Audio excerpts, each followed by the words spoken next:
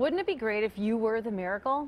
There's a donor drive tomorrow and Saturday. Tomorrow's is at the Reds Hall of Fame and Museum, and Saturday is elsewhere. We'll tell you about that in a second. But what does it mean to be a bone marrow donor? Danny Moore from the National Marrow Donor Program and BeTheMatch.org and Reds Chief Operating Officer Phil Castellini are with us. We thank you both for coming in. Phil, I want to ask you, how's Chris doing right now?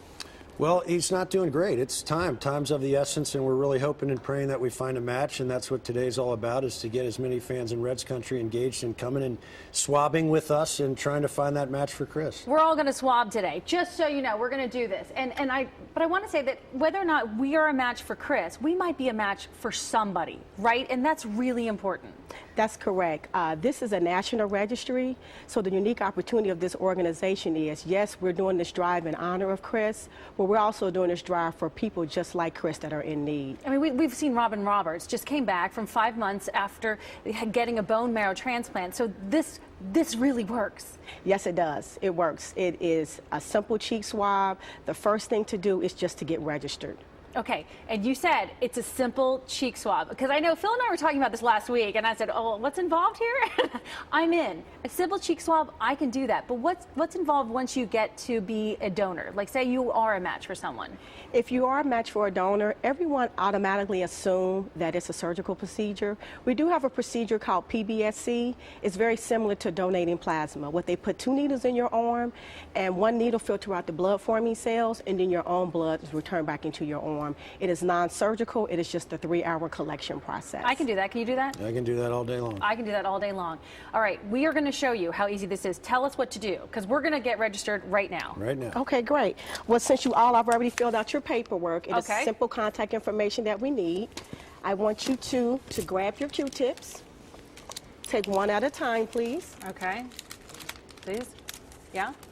Just open them up? No, it's already open. Okay, just pull one out. Okay. You're going to insert in your upper right cheek. Close your mouth. Swab up and down for 10 seconds. We're going to place the Q-tip back inside here. And you're going to do the other Q-tip, same cheek towards the bottom, 10 seconds. You doing okay with this, Phil? This isn't I'm good hurting. so far. This is my lunch.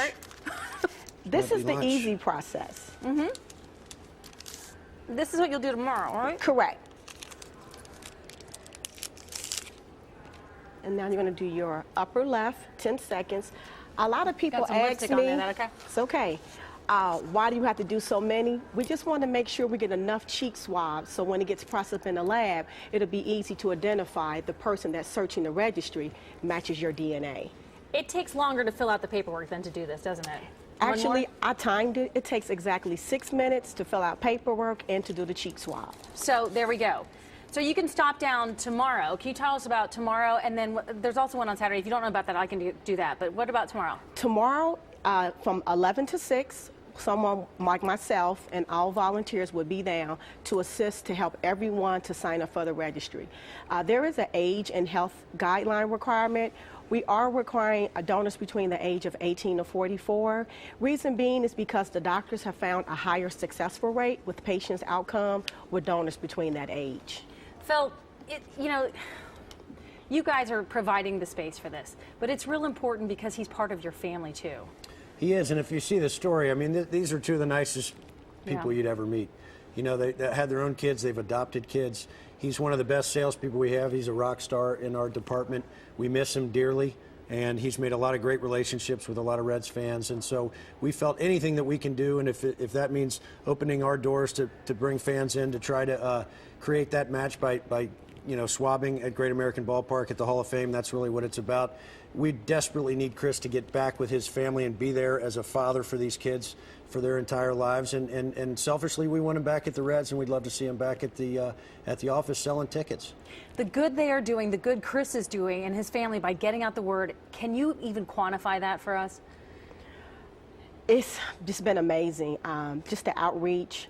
I can't say enough. When I met Chris and his wife, just with any other family, my job is to recruit donors, and I'm really hoping and praying that we find a match. And I tell anyone, it is as simple as a cheek swab. Just giving a part of yourself to give someone a second chance at life. Okay. And this is a living donation. And we're going to, listen, guys, you can do this. You really can. So you can go tomorrow to Great American Ballpark from 11 till 6. There's another one on Saturday. It's at Pattison Elementary School in Milford. It's from 9 till 3. Or just go to bethematch.org. They'll send you a kit. You can do this cheek swab at home. This is something, it's a gift that is living inside of you that could literally save someone's life. Whether it's Chris's, we hope so. Someone else out there might need it as well.